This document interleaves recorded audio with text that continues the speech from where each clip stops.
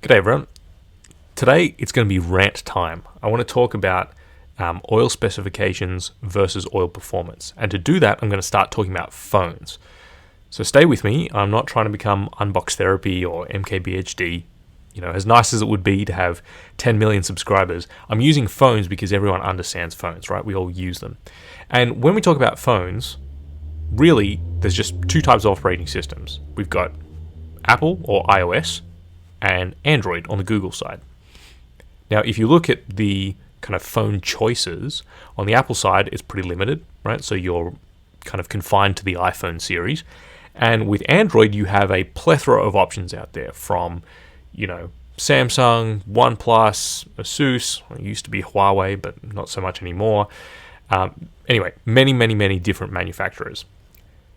Now, if you looked at, let's say, the highest spec phone in each kind of market, on the left, you've got the iPhone 12 Pro Max, which is currently the highest spec iPhone, right? It comes with, at its max, 512 gigabytes of capacity, 6 gig RAM, 60 hertz display, and a 3700 milliamp hour battery.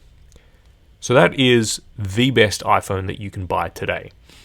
On the other side, so many options, but the most specced out one I could find was the Asus ROG Phone 5 Ultimate, which has a 512 gigabyte capacity, an absurd 18 gigabytes of RAM, which is just crazy because the desktop that I'm working off only has 16 gigabytes, a 144 hertz display that is slightly bigger, and a 6000 milliamp hour battery. So on paper, if you were just to look at the specifications, the Asus ROG Phone 5 Ultimate is an objectively better phone, right? On pretty much any of the performance dimensions. Now, we could even go into a whole bunch of different specs. We could go on the website and look at what these phones can do. And the Asus phone comes out on top. I think it even costs less. So theoretically, the Asus phone should be like the best selling phone on the market. So why is it that the iPhone 12 Pro Max is so much popular? Well, it's not just about specs, it's about the experience. And I'm not saying that iPhone is necessarily a better experience, it's just a different experience, right? So if you had to compare the two of them, what does the Apple ecosystem versus the Android ecosystem give you? Well, on the iPhone side, you have a complete integration of the software and hardware, right? Apple completely owns the rails when it comes to both the software and the hardware side, whereas Asus has to play on Google's platform, so there's no real integration there. That makes the iPhone 12 feel faster than it is. So even though it only has 6 gig of RAM, it tends to use that RAM much better because it's all on an integrated SoC, etc. iPhone 12 tends to get pretty regular operating system updates, and the iPhones tend to be supported for a really long time. So I think in the latest announcement for iOS 15, they're still supporting the iPhone 6S, which was from 6-7 years ago or something like that. So, you can count on pretty regular updates for quite a long time. On the Android side, it is a mess. All the different versions of Android that are out there, and if you're in the US, it has to be approved by your telco carrier and all that kind of stuff. The OS updates are also dependent on the hardware maker as well, so it makes it really patchy. On the other hand, you get innovative OS features when it comes to Android. They're always kind of at the forefront. And by comparison, the operating system on the iPhone is relatively boring, right? They tend to, widgets only just came to the iPhone, last year. So they tend to roll things out really slowly. And you also have a locked ecosystem with iPhones, whereas, Androids are completely open. So what am I trying to say here? Ultimately, it's not about specifications. It's about your experience and the performance of the phone overall. And where I'm going to link this back to lubricants is because there is this huge frustration that most lubricant service providers get into, especially on the industrial side, where often we're having to talk to, let's say, someone from the procurement team. And that guy, he means well. And when he's going to procure lubricants, he writes into the spec, into the procurement tender document, for example. Does your lubricant meet XYZ spec?